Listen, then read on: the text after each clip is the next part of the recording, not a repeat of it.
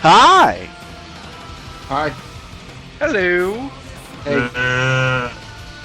Welcome everyone to the latest episode of the Chinlock, DigitalDailyFix.com's weekly episodic wrestling podcast brought to you on Spreaker.com. I myself am Smitty, joined by the regular cast of characters, Howard, Helmick, and Tim. Free Jack Swagger. Free Jack Swagger. Oh, more like I hope he didn't have to take a trip to the hospital after Monday. Yeah, he's probably dead. He probably is. They just haven't. He was probably killed in that DUI by Cameron. Spoilers. You mean Alicia Fox versus Melina versus Alicia Fox? Is that who she is? That's her. I don't remember which one. I know. It always takes me a minute or so to process it too. Yeah, I don't know. Like just now. Yeah, I didn't remember if she was Cameron or Naomi. I did. You did? Yeah, because I put it down in my news. Oh, okay.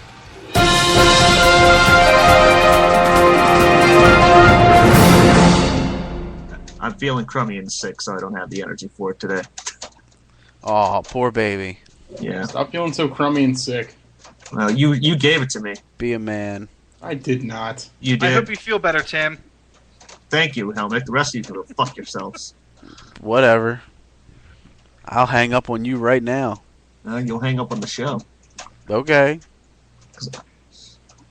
Go ahead. You go ahead. All right. Hang up on yourself. No, go right ahead. Hang up. Fine. Go right ahead. Mom, Dad, stop fighting. We're going to have to pull this internet around. You don't shut up. No, you can't pull it around because it's not a truck. It's a series of tubes to get on the other line. I'll pull the tubes around. Tell your air conditioner to shut its mouth. It's not my air conditioner. Oh, that's not yours this time? Oh. No. Well, but it is raining outside and it's hitting my air conditioner. Well, tell your rain to shut up. It's your rain too. No, it's not, because I hear no rain on my... It's because you live further north. Yeah, well, no, it's probably raining. I just don't hear anything because my house doesn't make noise. It's a quiet, respectful house. It knows when to shut up. It does. It knows when I'm recording live on the internets. There's not a cloud in the sky down here. Oh, yeah. No, you know what? He can go fuck himself. Yeah, that's right. What do we got? I'm sorry. It's okay. But those wondering, WWE has no plans on putting former tag team partners Chris Hero, a.k.a. Cassius Ohno, and Antonio Cesaro back together on the main roster. There had been speculation after the two teamed to face Seth Rollins and CM Punk in last week's NXT tapings in the Dark Main Event. The match was done as something special for the crew and the fans in attendance. WWE is hoping for United States champion Cesaro to break out as a singles wrestler for the long term. Well, if he wrestles other people besides Santino Marella, he has a shot of doing that. Or the Cobra. Fuck the Cobra. God. Yeah. The Cobra is not a separate being. It is his hand in a damn sock. I hate it. I know. But you know at some point now they're going to end up having Santino and the Cobra as tag champions. I just want you to prepare for that now. Please no. Or if they do, I hope the second belt is one of those like child's wrist ones that he just puts around the Cobra. He needs to get a chastity belt for the Cobra. A chastity belt? Keep him pure. Yeah. Or just remove it completely and get rid of it. That too. Just remove his arm. Well, then he'd have a Cobra somewhere else. But that's not PG, so we'll never see it. What, on his foot? Well, you're sick. In all seriousness, I think it's actually good to keep those guys apart. I mean, it's not like the tag team division is a real area of focus for WWE, so I have no problem with keeping those guys separate. And then if you always want to team them up later, you can always go that route. I would actually say in the recent months, seeing how Kofi and R-Truth has been consistently on both shows, that they are putting a focus on the tag team division. Oh, I mean, it's better than what it has been. They're in up years to past. 5 teams.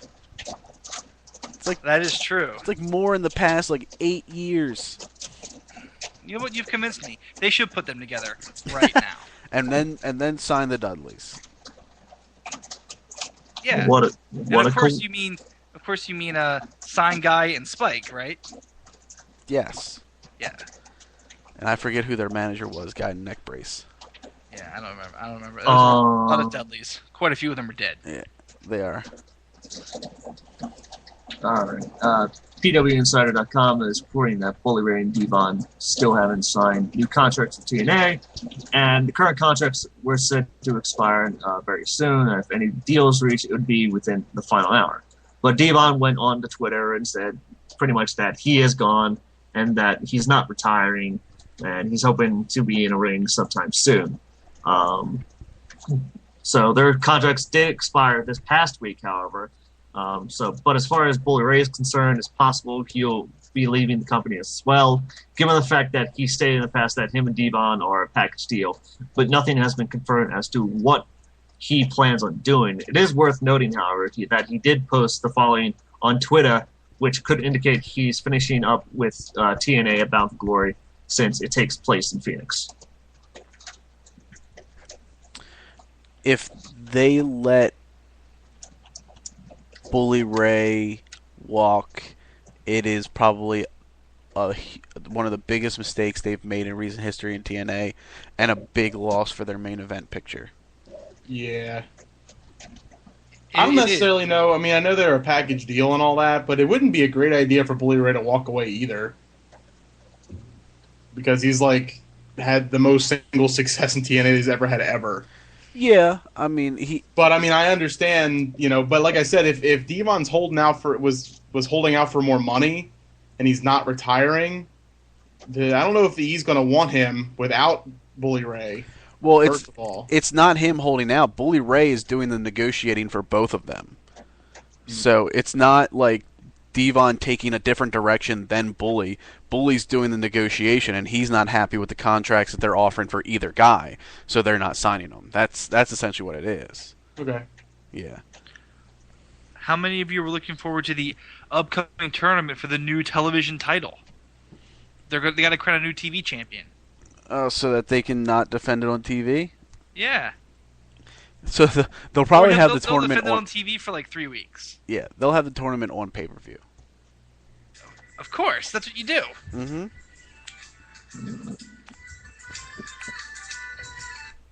All right. Sorry, I was getting a phone call from somebody who probably thinks I'm the last guy who had this phone number. What a son of a bitch. I know. Whoever this Mark character is, eat shit. Mark, wherever you are, die in a fire. You're ruining Helming's life. Is Mark smart? I don't think so. Uh, But I do get a phone call probably once a week from somebody looking for him. You should just recreate your voicemail to say, "This is not Mark. If you're calling for Mark, please hang up." That's actually a pretty good idea, because I probably actually get more calls for Mark than I do for me. So if you call again after hearing this voicemail, fuck you. Mark yourself down as an idiot. Oh, Hey-o. I see what you did there. Yeah, you like that? I do. Good. Hey-o. well, speaking of the tag team division, Justin Gabriel and Tyson Kidd gave themselves a tag team name. They want to be referred to as International Airstrike. International Airstrike? The IAS. It's a name, I guess. It's not as good as Braids and Braids. Would you rather have that or our boom? You know what? International Airstrike is pretty good. At least the it's a problem tag is team name. Yeah, but if they ever go to Canada or to South Africa, then they won't be international. They'll be national. Well, just call no, they'll be themselves- half international. Oh, okay. Half international airstrike. Call themselves Ivory and Ivory. Yeah. because they're both white. Yeah. Well, I'll start caring about their name when I see them on TV more often. That's true. Because I do want to see them on TV more often. It's a promising tag team that could produce some exciting matches. So just get them on TV, and then I'll care about their name. It's not going to happen. Nah, it's wishful thinking. But we may see them on Saturday Morning Slam. Wait, who's going to see them on Saturday Morning Slam? Because I'm certainly not watching it. Kids. Because I'm not getting up at 8 o'clock in the morning to watch it. No. And I'm not getting up at 7 in the morning to watch it. Yeah. Well, it might actually be on at 10 o'clock in the morning in your area. All I know is they've been advertising like 10 a.m. or 10:30 is when it's supposed to come on. But on the local CW in Baltimore, it actually doesn't come on until... It actually comes on at 8:30, as I have been informed by the one and only Matt. Oh, okay. Yes. I'm glad somebody knows what's going on. Yeah.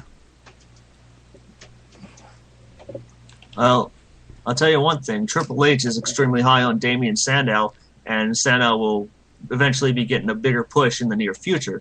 And Triple H is calling Sandow, quote-unquote, his project. So, whether it has any relevance, I found out that Damian Sandow was trained by Killer Kowalski, and you know who else was trained by Killer Kowalski? Triple H. Triple H. Oh. I was going to say Chris Nowinski. I got no problem with Triple H taking an interest in young talent and trying to work with them now that he's a backstage guy. What I do have a problem with is when they play 50 million video packages hyping up him to come out and announce his retirement when he really doesn't announce anything. Yeah, I don't know. I've been saying this for a long time, and I know I'm beating a dead horse, but I'm just so tired of this guy in general. Even as a backstage presence? Again, if he's backstage, there's some of his things have had, he's had some ups and downs with that already. Some things that, have worked out, and then some other things that haven't. So, what would you say are the things that haven't? Mainly, Karma, which I know really isn't his fault. Mm-hmm. But the whole Sin Cara thing, I will place some partial blame on him. Yeah, I agree. Yeah. So, though I don't know. Again, if he's not on my TV, it's a lot easier for me to tolerate. Mm-hmm. I would say Sin Cara is starting to balance out now. He's not a huge entity on either show, but at least he's not botching. So he's a crowd favorite. He's not a huge favorite. So I guess it's balancing out. It's just not being the superstar Impact like they were hyping it up to be in the beginning. But I would say the fact that we're seeing a lot more of the younger talent on TV, not necessarily in the main event spot, but seeing like a lot of new younger faces on, like Sandow and Cesaro and everything like that. I think that may be an influence of Triple H's power. Plus, it'll be better when he's in the gorilla position because he never says anything to the announcers in their headset. He's not Vince McMahon telling the various announcers to try to bury a segment. Yeah, that actually will be a really big plus. Mm-hmm. So, but I'm glad somebody's taking an interest in Sandow, especially someone high up like Triple H, and hopefully it means good things because I've enjoyed him since he debuted. Yeah, I think most of us are, if not all of us, are pretty big fans of Sandow. So, I think you give this guy some time, give him a couple of real feuds. I think he could really become a big draw. Mm-hmm. No. You know what's also a big draw? Cameron and her DUI arrest down under. Because bitch doesn't know control. Well, at least she didn't do anything silly like try to bribe the cop. Nope, great thing she didn't. Yep. Oh wait. Oh, whoops. Good thing police cars don't have dashboard cams. That's right. She called her mama for bail. And the thing is, like, that is, I think the more the bribing the cops is what got her in trouble with the E. Yeah. She did get sent home, but it wasn't reported whether or not what's going to happen to her. So, actually, they just threw up an article like a half hour ago that she's on a 15-day suspension. Ah, okay. Yep. Well, sucks for Brutus Clay. Does it? Maybe. Well, he'll only have one Funkadactyl. Oh no. Yeah. That's fine. She'll just be replaced by Alicia Fox. Oh, I don't know if that's okay, but she'll be replaced by Alicia Fox. Not with one of us. You're going to have tryouts. All right, it's going to be Karma. It's Karma's big return. Funk is definitely on a roll then. Oh, she can come back and start Pull throwing cord. the umbilical cord from the baby What? because she's dancing. She starts swinging it around. No, too late, too early. No, I just About just no. yeah, I don't think it's too early or too. I just think that joke fell flat. It's an aborted baby that's already gone. Not aborted, whatever. Yeah. I know what you mean. Yeah. What else do we have? That's it. That's it? That's it. That's exciting. Alright then. First 30-second break, and then back for Raw. Stay tuned. One.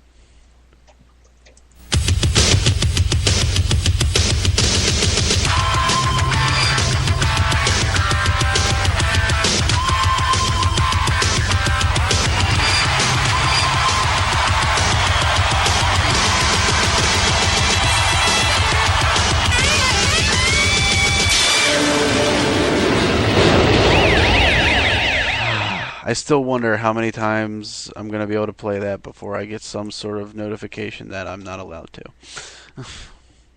That's okay, because then I'll just sing it.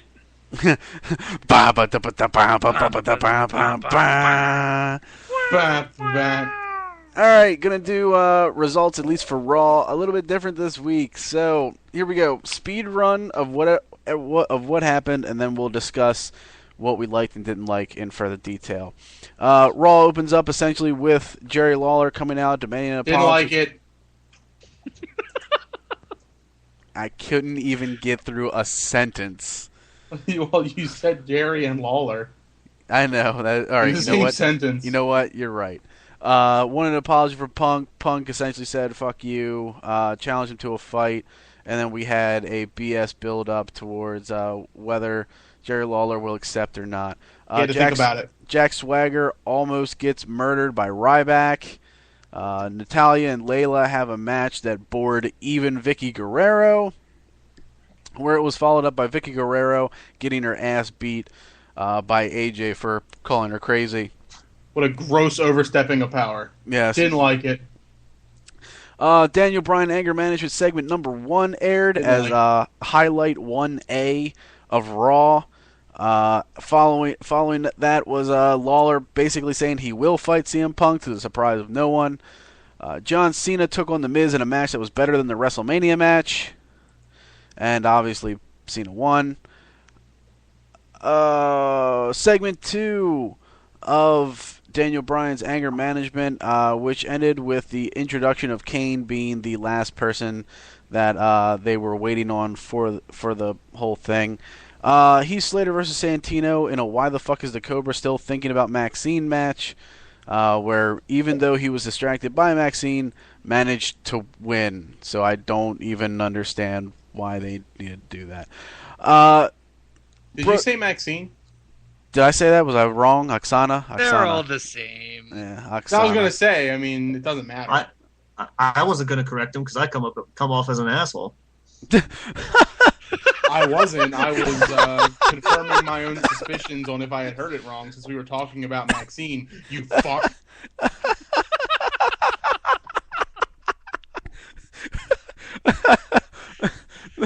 So it was for my benefit not to be an asshole. So you are actually an asshole, so fuck you. Jesus. Well, who's talking about it? Ergo, you are being an ass. Well, Jesus. Take it I'm easy. trying to better myself as a human being, make sure I'm hearing him properly because I'm actually listening to what he's saying. And you have to go out and be like, oh, I'm going to do an attack. You could have walked away. And why would I do that? I'm done. I'm done. Brodus Clay and Sin Cara took on Damian Sandow, Cody Rhodes. The heels lost to the faces. R-Truth fought Daniel Bryan in his first attempt at trying to control his anger, where he eventually failed and started yelling at people, and more hilarity ensued as far as the gimmick that is Daniel Bryan. Triple H finally made his way out after having 80 million promos hyping up the fact of whether he'll retire or not, and essentially didn't make a decision and left with tears in his eyes because he's a little bitch. Dolph Ziggler and Alberto Del Rio took on Randy Orton and Sheamus, and I have to go to the next page because I don't remember the results. And it was Randy Orton and Sheamus. I didn't remember. Jerry Lawler talks to Cena about respect, but I don't know why he asked Cena about respect because Cena apparently has a very weird definition of the word. Nothing CM Punk has ever done will mean shit if Cena beats him. Yes. Again. Yep. Anyway, I'm sorry. That's okay. Zack Ryder and David Otunga took on each other in a match where Ryder was able to come up on top with a victory and then was saved by Kane in what possibly is an attempt at correcting his anger management based on the class. And then we had the Steel Cage match where CM Punk decided to beat the living shit out of Jerry Lawler for a good 15 minutes. To where the highlight of it, for me at least, was when Punk was repeatedly kneeing Jerry Lawler in the face before WWE crew members finally decided to raise the cage and allow John Cena into the ring, who apparently doesn't know how to climb a cage or find a pair of bolt cutters. Oh, don't forget the controversial. Get the cage up. Don't forget the controversial blade job. Yes, the controversial, non-controversial, who knows. Apparently, it was, there's the blade job. Day after Raw, CM Punk was bleeding in the cage match. A lot of people had reported that it was a blade job and that there could be an issue regarding that with possible punishment for CM Punk, as blade jobs are pretty much outlawed in this day and age as WWE. Then it came back via Twitter with Punk saying that he was fined $500,000, but that was the accumulated sum of both him and the referee's fine, and he paid both of them, and then stated that, yes, he has a lot of power, and yes, he can get away with more than you can possibly imagine, which apparently was a rib on a lot of the news reports stating the blade job. And according to a lot of insiders in WWE, it was not a blade job. He was legitimately busted open by the cage, and there was no punishment laid down on CM Punk based on this, which has gotten a lot of wrestlers in the back interested based on what some guys have been able to get away with recently, giving them the hope that WWE is looking to try to develop some sort of slight edge in their material despite the PG rating, which I'd be fine with. I've never been one that says they need to go back to the TV-14 cursing blood every week era, but I am someone that's an advocate for blood when it makes sense and light cursing when it makes sense.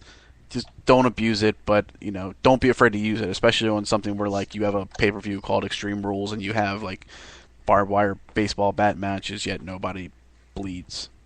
So that's Raw. What did you guys think? What did you like? What did you not like? So on and so forth. Free swagger, free swagger, free swagger. From his WWE contract? At this point, yes. Okay, I'm just want to be clear on what we're freeing him from. But then who would the USA guy team with? The Patriot. Now you're trying to get him fired. Well, I mean, I know the Patriot kind of sucks. He could team with either of the American males. Do you really want to see Scotty Riggs? Yeah. I like how we were both thinking of Scotty Riggs. Why not? Because Buff Bagwell's not fully recovered from his car accident. Yeah. That's fine. When he recovers, he's probably going to go back to Skinamax anyway. Well, if I remember correctly, Howard did not enjoy the Lawler and Punk interaction. I'm just not a fan of Jerry Lawler. Yeah, Jerry Lawler. Over his recent antics that have been going on recently, I'm not a fan. Yeah, to me, it always just seems really cheap. Yeah, no, exactly. It's use, like, you want to turn Punk heel, or you want to turn a wrestler heel? Have him beat up Jerry Lawler. It's just they used to do it with Jim Ross, and now they're doing it with Jerry Lawler. It just seems like it just feels lazy to me. Mm-hmm. I mean, I thought both guys did fine. I actually thought Punk was really good during that promo, but it just seems just so tired. They need to have him beat up Arn Anderson.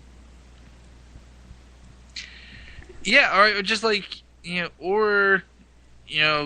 let him come out and just start terrorizing, like some of the lower card guys. Let him tag with Daniel Bryan, and they'll beat up little Jimmy in the back. But he apologized to little Jimmy. Daniel Bryan. I know he did. He did work through. He even gave him a fist bump. He did. That was pretty awesome. That was probably the most entertaining part of that show for me, was everything with Daniel Bryan. Oh yeah, I think that's pretty much the consensus, I would say. Yes, everything involving Daniel Bryan was tied as like the best things for Raw, like 1A through 1D. And Kane. Oh yeah, and Kane. I absolutely. Him reflecting on his career was magic. That was pretty awesome. I lost it when he's like, and for reasons unbeknownst to me, I have an obsession with torturing Pete Rose. Yeah. I lost it. I was no good. That's who he's going to apologize to next. Oh, no. I did also find it funny that with all the Triple H video packages and his big promo, he still got "You Tapped Out" chants. Mm-hmm. I thought that was pretty great. Because, I mean, all of this is BS. Like, nobody was buying the fact that he was retiring. No one. I mean, if any time was a good time for him to retire, it would have been back at WrestleMania. Wait, you mean he's not retiring? No. He's what? He's probably facing Lesnar again at Hell in a Cell.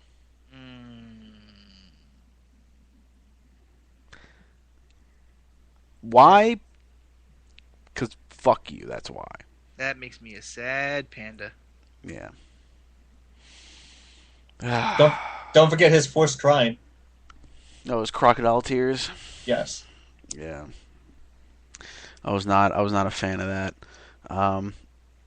I mean, overall it was an alright show. I think the 3-hour Raws haven't really set in for me or most of us, is because we DVR it, so we Oh, you have to. Yeah, I mean all the commercials you have to DVR it and go through the commercials, go through the video replays from those shows prior. Yeah, it just takes up too much time out of your life to sit down and watch all these shows in real time. Yeah. It's a lot. It is. But I mean, given everything, there's still some stuff that they do that's very creative, very entertaining. All the anger management stuff, like, I mean, that's what I'm looking forward to tomorrow. I'm looking forward to seeing their anger collages. Also, Me too. Josh Matthews running more. That too. And Kane on commentary, not speaking. Oh God, I forgot about that. That was hilarious. It's the best guest commentary ever. It was. I actually just loved watching Cole too, because Cole stood up and he stood as far away as he could without like unplugging his headset, and then just the various questions like, so, Kane, are you into are you into social networking? I was waiting for him to ask if he was into water sports at some point. Yeah, like just the questions he was asking were so. So is your anger management class going good? Yeah, I mean, pretty much the way this show went. Like, I thought everything with Punk and Bryan and it was fine. I really liked the Bryan stuff.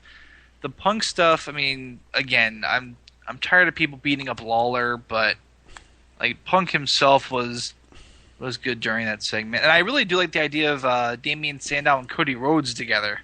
Mm-hmm. I just wish they didn't have to go out and job in what's going to end up being a meaningless tag match. Yeah. But yeah, I mean, again,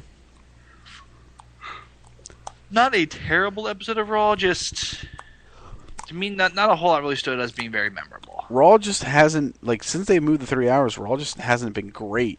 It's just been okay. Like, I mean, overall, I actually like the structure that they have for the 3 hour shows, to make matches longer, to get, like, the tag team division involved again, to make it feel like a division. Divas get, like, one match. The way they structured is fine. And even with the social networking stuff, it's not as abused as I thought it would be, but it's still tiresome just because of how much they were trying to use social networking for like the past year. But like, I like the structure, and it's just what they put out there is just right now okay at best. There's very few things that are above that, and it's kind of disappointing. Yeah, I agree completely. But I will say, I will give them credit in that these shows aren't the train wrecks that I expect them to be going into the 3 hour era. Yeah. I guess, not a train wreck, quote unquote, I guess is a positive thing to say. Yeah. I do mean it as a positive. They could easily have been reminiscent of 3 hour Nitros. Ooh. That. Oh. Yeah. So, I mean, the third hour does tend to help some younger guys get on TV. So, it's good for me. Yeah. I'm okay with all that stuff. Just where I start to kind of hit the wall a little bit is in that third hour. Mm-hmm. Where, like, I just kind of know what's going to be going on through the rest of the show, and I've seen a lot of wrestling show already, and then they still have an overrun half the time, which blows me away. You have a 3 hour long show, you don't need an overrun. Let it end at 11 o'clock. Let the reruns of Burn Notice or White Collar start on time. That you're asking for too much. I know. Yeah. Just start developing new stuff. Like, give Sheamus a new opponent. For the love of God. Well, I mean, he's been feuding with Alberto Del Rio, and now he's going to wrestle Alberto Del Rio. Yeah. And they fooled me last week, because after the opening promo on SmackDown, I thought, they're going to move Sheamus onto Orton. Give Orton something to do. Sheamus have a new opponent, and then Birdie ends up winning the number one contender match anyway. Yeah. Well, that's apparently because Orton will be leaving very shortly to film 12 Rounds Reloaded. Ooh, 24 rounds. Yes. So, it's exciting. I guess. Maybe. All right. Because, the first 12 rounds really warranted a sequel. Didn't it? Of course, no, I mean, it did. Yeah. I guess. It had the T-1000 in it. And that's worth something to me. The guy who, like, just not phoned it in, but, like, just apparently looked at the script and pages he didn't like, he just tore out and did whatever he wanted. Yeah, those are my favorite parts of the movie when he's just ad-libbing and goofing around. Yes. Wait, that's not 12 rounds. That's the Marine. I don't know. They're all the same movie to me. They probably But you are right. I think you are. I'm almost positive you are right now that you mentioned it. I haven't seen this movie since like their release date. Well, I've never seen 12 rounds. I've only seen the Marine. Oh, 12 rounds is pretty shitty. Oh. Well, all right. I'll stick with the Condemned. Yeah. All right, ladies and gentlemen. Another 30-second break, and then we're back for Impact stuff. Impact Wrestling, where I'm sure there'll be the dead man's hand or something. Yeah.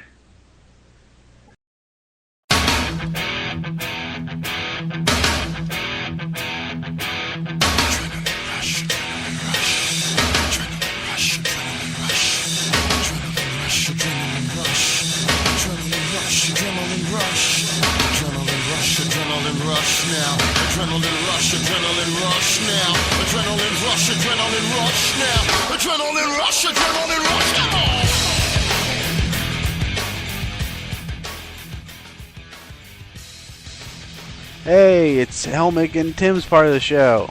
Yeah. See you guys later. Okay, see you later. Right. Go take some Tylenol PM and call it a night. But man, we have to talk about all the progress that was made in the Aces and Eights angle. Yeah. And by all the progress, I mean No. Hey, there was that guy that he had the mask off, but then he put it on. Then he had a slapjack, and he hit Austin Aries, and Bully Ray saw him. But no one else could find him. you know what? Yep, like I just vanished into the shadows. And that's how our show starts out this week, with Austin Aries coming to the ring. And then Hogan and Sting come out to the top of the ramp, because why use all that energy to walk all the way to the ring when you can just say what you got to say from the entrance ramp? Well, it's true. Yeah, it is true. So they basically throw down a champion, almost like a Clash of the Champions challenge, where they would have their guy, Austin Aries, fight the leader of Aces and Eights, or I guess a guy from Aces and Eights. That's pretty much what they said. But at least Hogan thanks Sting for running the show. Yeah, that is true. The man who is too busy to be the general manager took over as the general manager when the current general manager had to have surgery. It can be a lot to follow. It can. But enough of that shit, because we got to see ODB. I'm sorry, you forgot about the great James Storm versus Bob Van Tam. Oh yeah, you're right. They had a recap of ODB and Eric Young and their rocky marriage. But yeah, Bob Van Tam and James Storm had a match for the Bound for Glory series match, and it was not good. Yeah, it was. You know who to blame. Moving on. James Storm won points, and he's pretty much guaranteed a spot in the Final Four now. Yes, let's just say that Robbie E would have been a much better substitute for this match. Yeah. But now we get to see ODB for reals. Yes. Sorry about that. Because ODB is more important. She is more important. She's a lot more entertaining. Yes. Than Bob Van Tam. But Madison comes out to the ring, and she does that Brooke Hogan gave her an opponent for tonight, and she's assuming that it's going to be Miss Tessmacher, and she's going to get her title shot. And then ODB's music hits, and I popped for ODB, and she came out to the ring and beat Madison Rain in about 15 seconds. Yeah, that's a bit short. I actually kept track. It was 30. Oh, okay. I didn't keep track. I did. For matches like those, I keep track. Just like for Alberto Del Rio squash matches, I actually take out a stopwatch to see how long it takes. I don't have that type of dedication anymore. Yeah. But Eric Young actually appears on the show with the bucket of fried chicken and the beer that ODB so desperately needs. And then ODB is like, "Who the fuck are you? Where's my goddamn husband?" Yeah. Well, she said, "I asked for chicken and beer 3 months ago." And now he came back wearing a suit and sunglasses, and I thought this was going to be the end of this pairing. I was legitimately worried. Aw, you should have known better. I know. But they patched things up, and Eric Young strips down to his very patriotic USA Speedo. Hey, it's Labor Day. Yeah. And then they go off into the back, I guess, to make the beast with two backs and eat some chicken and drink some beer. So all is well. You know what was missing from this segment? I don't know. Their tag titles. That's true. Maybe he left his knockout tag title on the fishing boat. Or they dropped the belts entirely. Yeah. The company, that is. And that's what I hope. Yeah. Sting and Hogan says they smell blood, and when they say that, Daniels and Kazarian walk in. Yeah. And then Kazarian has to basically apologize to Hogan or whatever. And then Hogan's like, you know what? Shut the fuck up. Yeah, Hogan was, oh, we hate your stinking guts, brother, dude. And Daniels was hilarious here because he's still rocking the scarf and his shades and his Appletini, and Kaz was just great as the Weasley little shit here. So, pretty fun little segment. Except for Sting made Daniels spill his Appletini, which is ridiculous. Yeah, I know. Who's going to get that stain out of the carpet? I don't know. Hogan can't get down there with his back. No, he can't. They'll probably have to get I don't know. Maybe the Future. He seems to like to help out. Well, he's too busy leading aces and eights, according to us. That's true. Especially with Devon gone now, he's got to do it all by himself. And that's a lot of men to command around.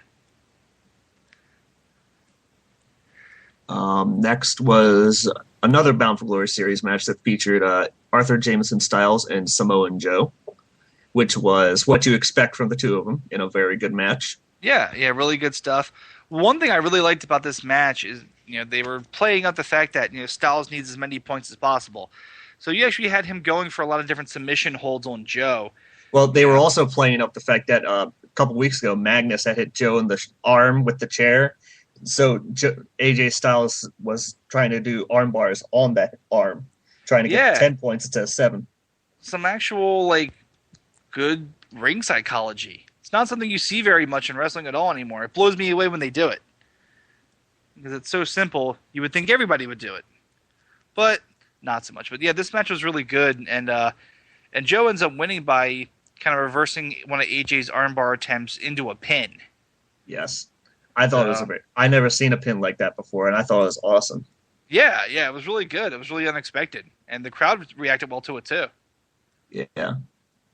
I don't want to talk about the next segment. What, gut check? Yes, because I have to talk about the worst gut check person ever. Oh, you mean the male Kelly? He couldn't even do a proper small package, so that's not fair to Kelly. I know. Yeah, at least they didn't play it up with one guy saying yes and one guy saying no. Like Taz and Brother Love just told him no right off the bat, and they got it over with. I watched a YouTube clip. Is that the guy who wrestled Gunner? Yes. Oh, I watched that today. Oh my god. That guy was bad. I was so glad when Gunner almost killed him. Oh my god. But anyway, sorry. Joey Ryan does make an appearance during this segment, and they're really hyping up Joey Ryan versus Al Snow for Bound for Glory. Well, Joey Ryan has been the only interesting thing to come out of this gut check, which is actually pretty disappointing. Because I liked this idea at first. Yeah. I was actually okay with it. I thought once a month was a bit too much, but I thought the idea itself was sound, and just all my worst fears with this thing came true. But that's okay, because Al Snow gets the biggest pop out of the 3 judges. Yeah. So. Well, because he knows what everybody wants. That's Joey Ryan on pay-per-view. That's right. Yeah. Good thing we're on the same page, because I was starting to wonder for a moment. Yeah. Let's see. Sting and Hulk Hogan hire a new lawyer to look into aces and eights. They didn't just hire a lawyer. They hired the best investigator ever in the law offices of Park, Park, and Park. Yes, the senior partner of Park, Park, and Park. To find out who the hell aces and eights are. And I can't wait for this. Yeah. Me neither. Actually, I would like to see him, like, I want to see some backstage segments with him, like, sneaking around and trying to, like, get pictures of them or something. Oh, don't worry. He's going to be lifting up trash can lids and looking under chairs. Mm-hmm. And then he's going to go all abyss on them. I can see them doing something like that to bring that character back. Yes. Because they already hinted at it when he had his TV match against Bully Ray. Yeah. Where he beastly black hole slammed Bully Ray. Yeah, pretty good. Pretty good stuff. We got our third Bound for Glory series match for the night. Yes, with Matt Hardy and Kerrang in the best match of the night. Yeah. I was really surprised. This match was really fast paced. Yes. Yeah, I don't know if maybe something ran long and they told them, hey, you guys got to speed it up, or if they just plan on going out there and stealing the show. You've got mail. Stealing the show and like really going all out, but but I was pleasantly surprised because I kind of groaned when I saw that this was the main event, at least the main event match. Yes, Matt Hardy won, and so next week is the last week before No Surrender, and there'll be two more Bound for Glory series matches that will feature Matt Hardy versus Samoan Joe and Bully Ray versus Bob Van Tan. Bully Ray's I hope his back is feeling strong. What do you mean? Because he's going to have to do a little bit of carry. Aww. What are you saying is Bob Van Tam sucks? Yeah, that's essentially what I'm saying. Next is Austin Aries versus Random Mender of Aces and Eights, whose size made me think of Luke Gallows. Mm-hmm. They brawled, and then everyone else brawled, and then a guy put on a mask from out in the crowd and slapjacked Austin Aries in the back of the head. And then Bully Ray just yells, "That guy over there!" Yeah. So basically, the show ended with another big brawl. They got a shit or get off the pot with this aces and eights angle. I mean, they finished up the Claire Lynch angle, which I'm very happy with, but make some progress on this thing. Yeah. Other than that, I enjoyed this show, with the exception of the Bob Van Tam performance and the slow as molasses aces and eights angle. You know what? They got a whole month to figure it out. Yeah. You know what I'm waiting for? I'm waiting for them to just say, like, oh, it was Amazing Red all along. Amazing Red was all these guys. Amazing Red and Crimson. Yeah, the brothers can reunite. Oh, Crimson. Yeah, he sucks.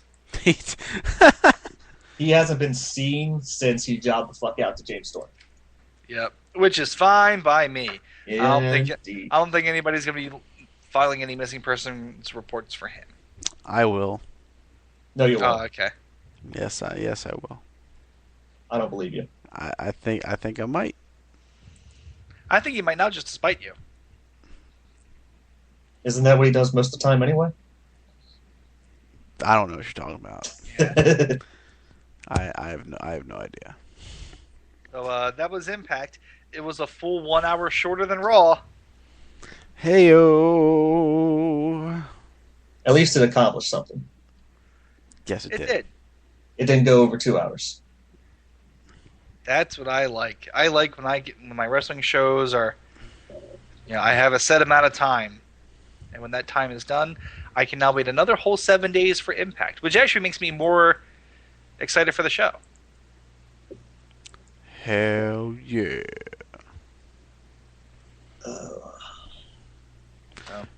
Well then, I guess that means it's time for our final 30-second break, and then we will return with SmackDown and polls. Stay tuned. Get ready for the SmackDown. Get ready for the SmackDown. How you gonna react when you put in your back now? 'Cause there's no turning back when you're facing the SmackDown. SmackDown. You're SmackDown. SmackDown. Oh my god. Smarkdern. Yes, Howard's the translator. Oh my god.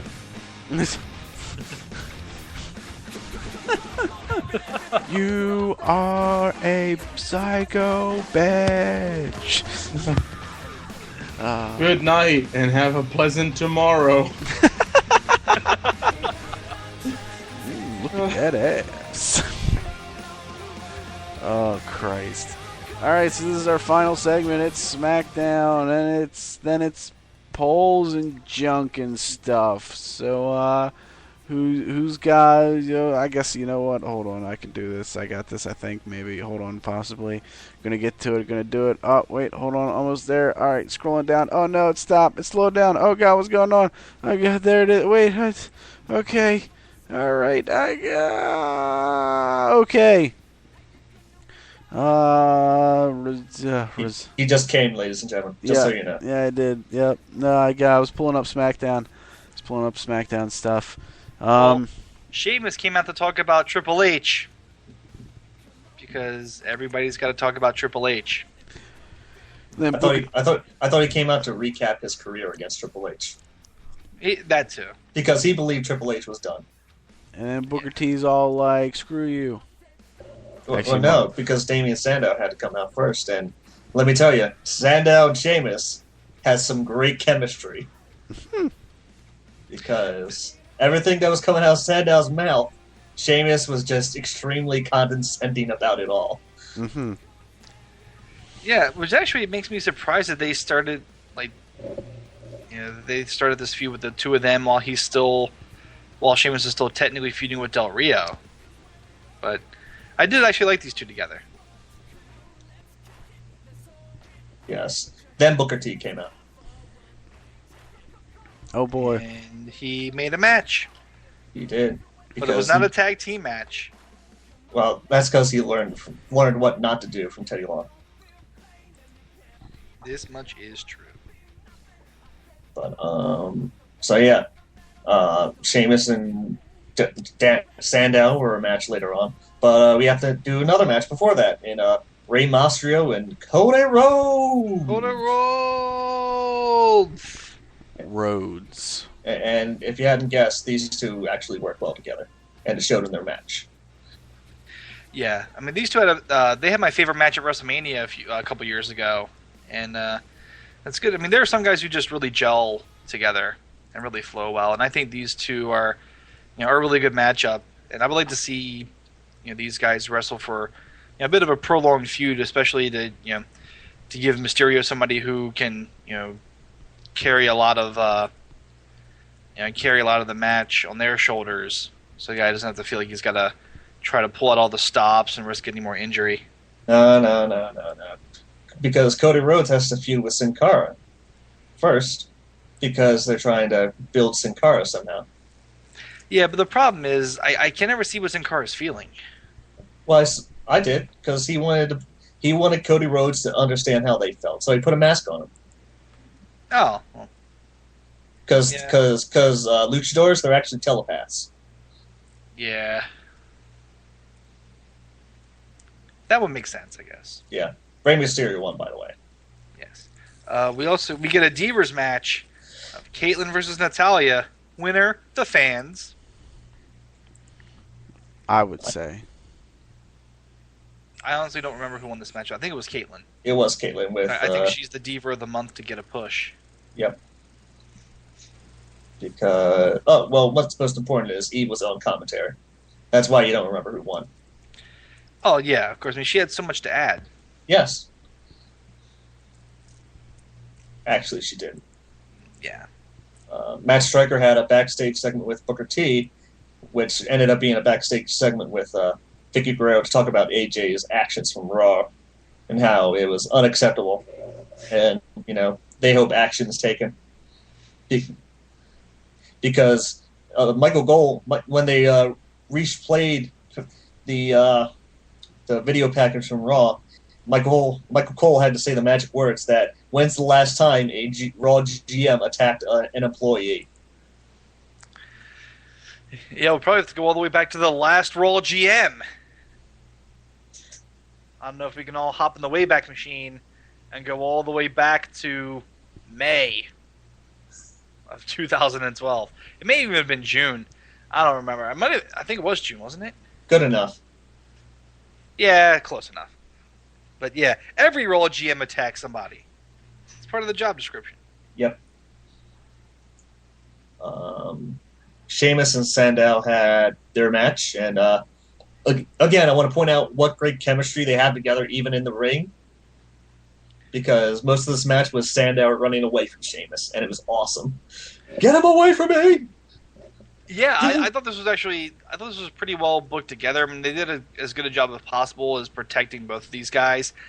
I still don't know why you would necessarily want to give this away on free TV, like any physical interaction between the two, because it's such a fresh matchup. But pay-per-views don't make any money. You gotta fill up time. They got a 2-hour show. They know they gotta be on time. That is true. I mean, they do have a lot more TV to fill. Yeah. Primetime players faced the International Airstrike, in which the match was bleh. Not good, I don't think, from the primetime players' perspective. No, not particularly. I mean, this match was pretty short, too. So. Yeah. But I did like what I saw from Kid and Gabriel, because I didn't get to go to WrestleMania and see them. Oh, okay. Yeah, that was the last time that I think that I saw them, or was at Mania, and that was a fun triple threat tag match. I mean, I was kind of disappointed that it didn't make the final that it didn't make the main card. But I think you just gotta I think Darren Young has some potential. And I think you just gotta get him away from Titus O'Neil. Yeah. I'm not sure about you, but I do like that Gabriel has decided to put his hair down instead of up. Yeah, I think it's a more natural and probably a more marketable look in the long run. Let's see. Josh Matthews does an interview with Del Rio. Del Rio threatens Matthews, and then Kane comes out to offer the greatest apology ever to Josh Matthews. Yeah, Kane came out and reminded everyone from what was it, the last paper? Was that Monday? SummerSlam. Oh, SummerSlam. That's right. I'm sorry. And I was looking at the wrong section of my notes. But yeah, Kane comes out to robotically apologize for throwing Josh Matthews around like a baby. Yeah, and then he had a match with Del Rio that Teddy Long made, which I was surprised it wasn't a tag match. Del Rio won with the backstabber, and Kane then had a setback in his anger management therapy and ran after Josh Matthews and attacked Josh Matthews and continuously apologized to Josh Matthews for attacking him. Yeah, that was pretty funny. One little word of note: if Alberto Del Rio is using your finisher, primo, not primo, I wouldn't answer the phone for the next couple of weeks. Well, no, anyone that's Latino uses that move. True story. Yeah, but if I'm primo or not primo, I'm not answering the phone. That's always scary. I'm sure it's fine. Yeah. Randy Orton, Dolph Ziggler had a match, and I actually didn't get to watch this match. I saw some of it. Randy Orton wins, which further confuses me because you're still protecting Orton, who has nothing going on right now, and for the second time in a week again, your Money in the Bank winner is taking a pinfall on national TV. makes I don't sense. understand. Yeah, like they're just. It just seems like they're going out of their way to make Dolph Ziggler look incompetent.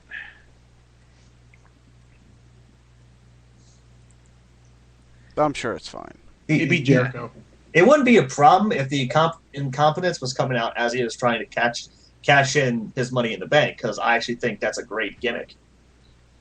Yeah, like if you're thwarted with that, but I mean these are just like standard matches. This guy can't, like he's pinned Jericho, so he's won one match probably since Money in the Bank. But yeah, I mean, I've never been a big fan of making your top contender like that, especially a guy in that spot, look like a complete goof. Complete goof. Complete girth. Oh my god. That's about right. So SmackDown was a show, a lot of wrestling on it. Yeah. Most of the wrestling was fine. Some of it not so much. Some of it not so much, but It was Again, alright. yeah, I mean for a filler show that's primarily based in, on ring work, it was fine. Indeed. Alright. So, polls. Last week there were polls, and this week I have the results.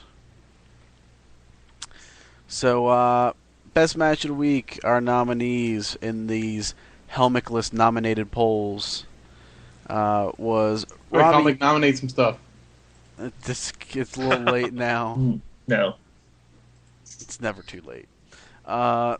Robbie E versus AJ Styles versus Rob Van Dam. Dolph Ziggler versus Chris Jericho. And The Miz versus Rey Mysterio. And the winner of the best match poll was Dolph Ziggler versus Chris Jericho. Worst match of the week. Our nominees were Chris Louis versus Gunner. Layla versus Alicia Fox. And the Divas Battle Royal. And dominating the poll, Chris Louis versus Gunner. Yeah, it was pretty bad. Best segment of the week. Nominees were Good Job, Scott Armstrong, Kane Midget Tossing Josh Matthews, and the continuing misadventures of Ricardo Shoe. Winner with 50% of the poll was Good Job, Scott Armstrong. Good job, Scott Armstrong. Indeed. Good job. WTF Moment of the Week. Our nominees were Impact Editing, A Win is a Win Unless You're CM Punk, and Shawn Michaels, I Forgot to Tell Ya. And once again, dominating with over 50% of the poll, Shawn Michaels, I Forgot to Tell Ya. Best Wrestler of the Week. Our nominees are Heath Slater, The Miz, and Robbie E, with The Miz taking the win.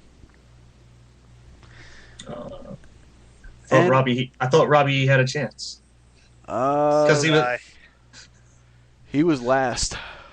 I know. Oh, he had a he chance of losing, and he He won. didn't have that much of a chance. It's enough just to be nominated. It's true. It is an honor. Worst Wrestler of the Week. Nominees are Chris Louis, The Cobra, and Alicia Fox. And the winner is Chris Louis. What? I know you're shocked. He whooped the hell out of the other two choices. Yeah, I mean, when you're making Kelly look like Melina, yeah, it's bad. It's real bad. Melina versus Alicia Fox. Yeah. Alright, so that means we got new polls to do. All right. And that means Helmick actually gets to have nominations this week. No, you don't. Okay. No, you don't. Though by default, no one's allowed to nominate anything from the anger management stuff for best segment. Just to make it a challenge. Oh. I'm not even close to being serious. Okay. No. But I think if anyone wants to nominate stuff from that. Whoever gets to be our first fortunate member to do so. I think we should just keep everything involved in them as one nomination, and not be like, all right, nominee number 1 is Harold, nominee number 2 is Kane. I was going to nominate Harold. Were you going to nominate Harold? Yeah, I was. Harold, a.k.a. Mason Andrews. Yeah. I'm glad somebody else knew who that was. Is that isn't he an Scorpio Sky? Yes. Yeah, awesome. I know somebody. Guy's really making his rounds. Was he on Tosh.0? He may have been at some point. Anyway. All right, so best match of the week. What do we got? Well, I am going to nominate Meth Hardy versus Kerrang. Impact. Okay. Good. What else we got? Let's see. I'm going to nominate Arthur Jamison Styles and Samoan Joe. That was my backup. We had the same ideas then. I'm just letting you know. Yeah, So I figured if I took. took one, you were going to take the other. I was hoping you would at least. Yeah. I will take CM Punk versus Jerry Lawler because Oh, What? I was going to do that. I didn't think anybody would. hey, it may be one of the most overused things of just attacking Jerry Lawler to turn him heel. The match was fine. Yeah, I had no problem with the match. and the crowd was behind it on both ends for Punk and for Lawler. So I thought that I take that as well being well executed. Okay, I'll take Ziggler and Del Rio versus Sheamus and Orton from Raw.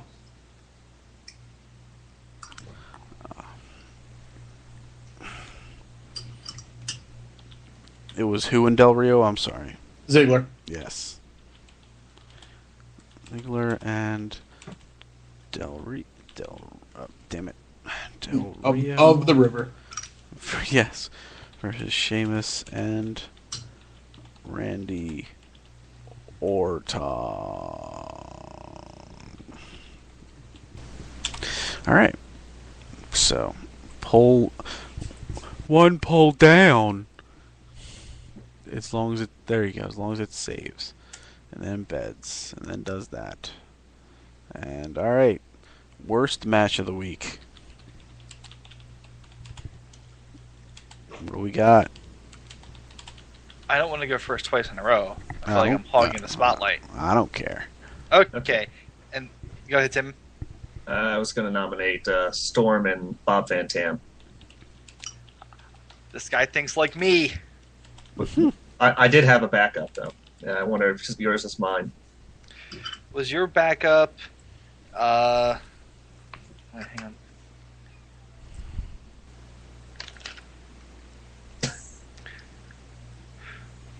I'm going to Was your nominate... backup Santino versus Heath Slater? No. That was my backup. Alright. I'm going to nominate Ryback versus Jack Swagger. He's going to find you and eat you.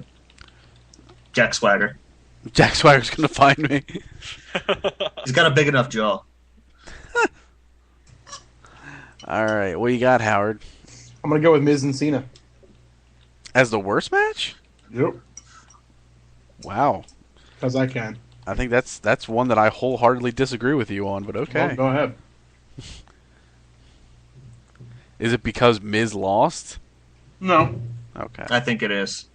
No, it's actually not. But Miz came to play. Yeah, I actually really liked that match. No. I didn't.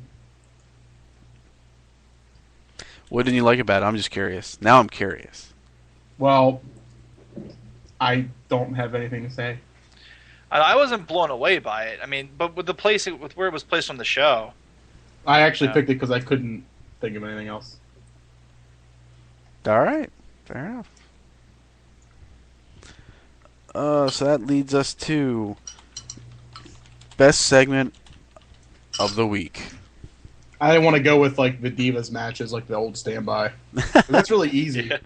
No, I got you. It is. There's nothing wrong with that. Yeah. Just so you know, Helmut, my backup was primetime players in International Airstrike. Yeah, I completely. Yeah, that match did suck. Well, I hate Titus O'Neil, so Aura. I think he's just awful. Yeah. All right, he is well. pretty terrible. Anger management. That's what. Since everybody else was stuck talking about the last poll, I figured, all right, then I'll nominate anger management. I was Well, opening the floor I for someone else abstain to from do it. nominating anything else. Huh? Oh, okay. I abstain from nominating anything else. Okay. Anybody else got another best segment nomination? I will go with the Sheamus and Damian Sandow exchange. Okay. God damn it. All right. Tim, you got one? Hogan and Sting hire the law offices of Park, Park, and Park.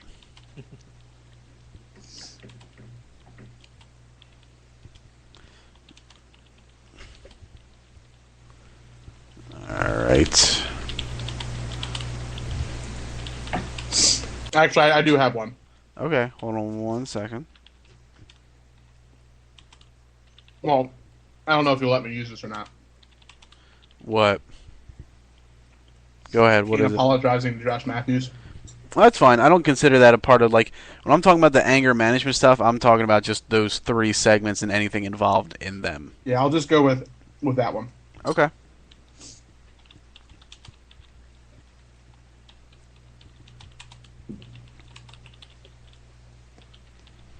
All right. So there's the 4 for those. Save, you stupid thing. That's right. You do what I tell you. All right. That leaves the WTF moment of the week. And what do we got? The continued burial of Dolph Ziggler.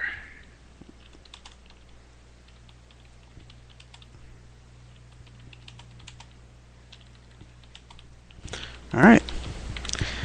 I say Triple H. That was my backup. It's a good one. What else we got? John Cena forgetting how to climb a cage. Good thing mine's related to that. Is it a good thing? Kind of. What is it, Tim? I was going to say John Cena telling CM Punk he went too far.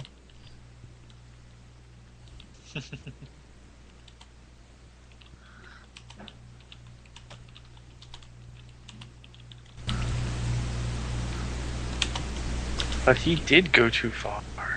I'm trying to... Let's see.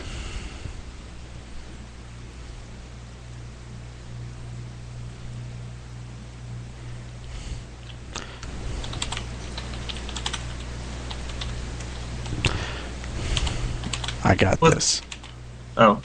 No, I'm the way I was wording it. Oh, okay. I just need to finish typing it before I reveal it to you. All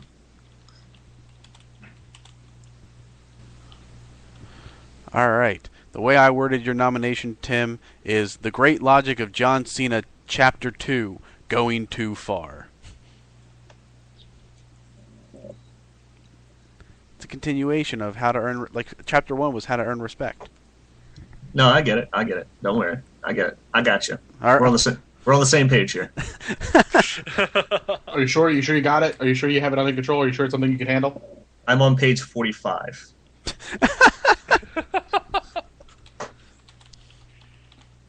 What the fuck just happened? Okay. Best segment... no, I'm sorry. Best wrestler. Best wrestler of the week. What do we got? Anybody want to go first? Go ahead. You do. Okay, well, all right then. I will nominate Samoan Joe. Kane. What a difference a year makes. I nominate Kane.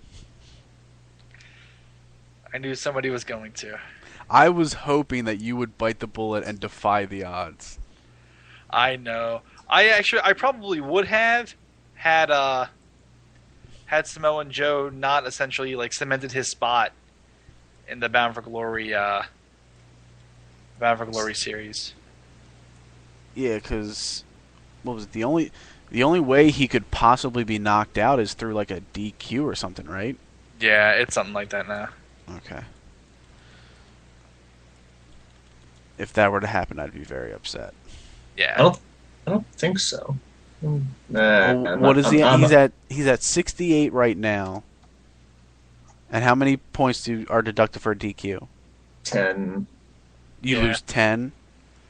Yeah, hold on. I'm looking. So then he'd be 58. That would still be 3 above Bully Ray and whoever's Bob Van Dam. Yeah. And AJ Styles would need a submission to surpass Samoa Joe. Okay. And does AJ face anyone this week? He faces. No, he doesn't. Okay, so then he's mathematically in no matter what. Okay. Oh, that's right. Meth Hardy is also one who can possibly pass Samoa Joe. Oh, well. Yeah, I know. Hopefully not. Keep it as James Storm. Whatever it is. Just don't knock out Samoa Joe. All right, who's our next nominee? Howard? Well, I was going to go with Harold, but I'm going to go with Daniel Bryan. All right.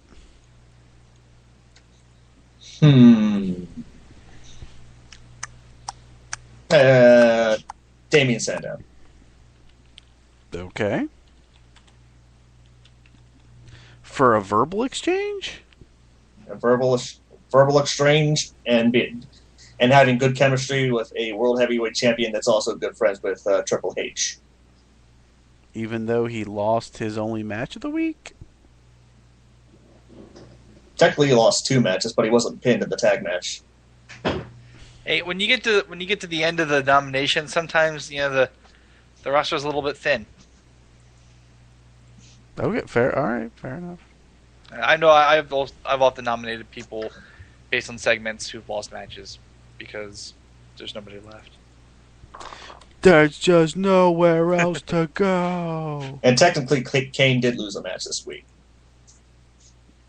Did he? Yes, he lost to Alberto Del Rio. I don't know what you're talking about. I don't know what you're talking about. I didn't see that. Well, it happened. We reported it. It's recorded. Until I edit it. Though that would take work and work. You could just edit Tim out with Arnold Schwarzenegger quotes. Yeah. That's all SmackDown. Yeah. Get your ass to Mars. I'm back. All right. Put that cookie down. Worst wrestler of the week. What do we got? Bob Van Dam. Timothy took my answer. Melina versus Alicia Fox. Huh? Melina versus Alicia Fox. Oh, He means Cameron. Cameron? You nominating Cameron? Yeah. Okay. I am once again nominating the Cobra. Let's see.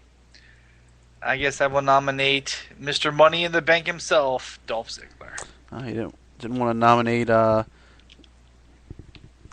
Ryback for almost murdering Jack Swagger. As much as I would love to nominate the Ryback, I really do forget the Ryback is even around.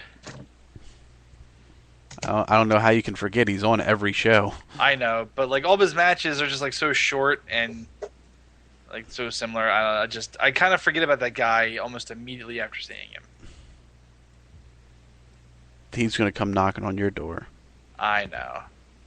But it's okay. I went grocery shopping this week, so I can feed him more. Well, all right. So there we go. Next week we will just have the results of these polls, but we will not have new polls because next week will be our little hype show for No Surrender. So we'll do all that hypey, talky stuff. Mainly a lot of discussion for the Bound for Glory series and how up to this point it has actually been one of the most solid points of Impact. It has not been bad. One thing No Surrender is suffering, though, is that it has no matches announced for it outside of the Final Four of who's going to be in it. Really? Why would you bother announcing matches for a pay-per-view? Pay-per-views they don't make any money. We've already been through this. Because I actually have no problem that Austin Aries isn't wrestling at No Surrender. I actually think that's a good plot point for Bound for Glory itself. Yeah, I think that's fine too. Yeah, the Bound for Glory series should be the main event. So I have absolutely no problem with that. But the fact that nobody wants to, I'm going to assume the tag matches, the tag match of the tag team champions will be on the show, and the Knockouts tag title match. That's it. That's all I got. Unless Devon also drops the title on the pay-per-view. Yeah, because that's where you have your TV title change hands at a pay-per-view. Yeah. He'll drop it to Alex Silva. Oh, yeah. And he's sponsored by Ric Flair.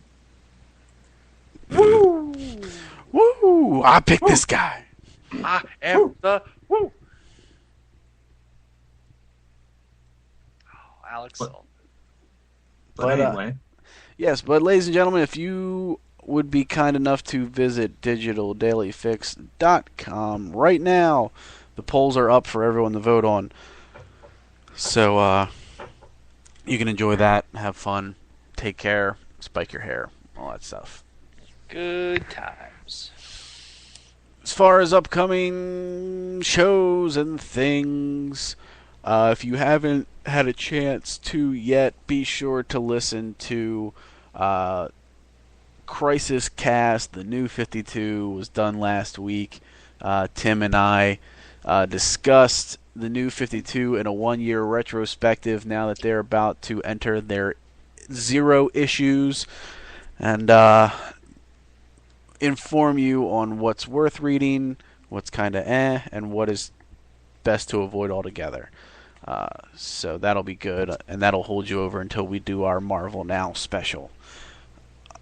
Tomorrow for Digital Reload, we will have discussions of all the nice, handy-dandy Metal Gear Solid announcements, the show-off of the new engine, and the new open-world game Ground Zeroes. This past weekend at PAX, Konami released an 11-minute long video preview of the engine and the game, which we will be sure to discuss and give our opinions on an open-world game involving Solid Snake. Oh my god, Metal Gear! I hope Tank doesn't come out and totally own me. I will have cigarettes that I kept in my stomach. I will have hands-on impressions for Guild Wars 2. I'm definitely not in it enough to provide a review, but I have put a good amount of time in it now that I've fixed my graphics card issues, and can give a hands-on impression on how I feel about the early goings of the game. And then I believe, if Brett still feels like it, or if Brett will be attending tomorrow, we may have a review for Persona 4 Arena. It all depends. And then plus whatever news, and I might have a game to highlight. I don't remember. If anything, I'll just pick Borderlands 2. I think you just did it, Brian. Yeah. I think so. Sure, we'll talk about Borderlands 2. Why not? Because I don't know. I don't remember what else comes out before that. So, It's a game that has a lot of guns in it. like a gazillion, a gazilla bazillion.